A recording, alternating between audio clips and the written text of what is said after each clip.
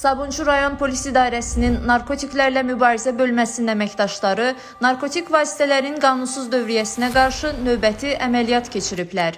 Əməliyyat zamanı narkokuryerliklə məşğul olmaqda şübhəli bilinən 32 yaşlı Ağamir Mirələmzadə saxlanılıb. Ondan 11 kiloqramdan artıq tərkibinə psixotrop maddələr əlavə edilən marihuana aşkarlanaraq götürülüb. Saxlanılan şəxs ifadəsində narkotikləri sosial şəbəkədə tanış olduğu İran vətəndaşı vasitəsilə əldə etdiyini və paytaxt ərazisində ayrı-ayrı ünvanlara pul müqabilində çatdıracağını bildirib. 9 kilo vəsaildir. 20 yanvarda konum eləyəcəksən. Bir dənə 1 kilosu zəhmət yanında 6 kiloda inşallah özümüz dağıdacağıq yavaş-yavaş.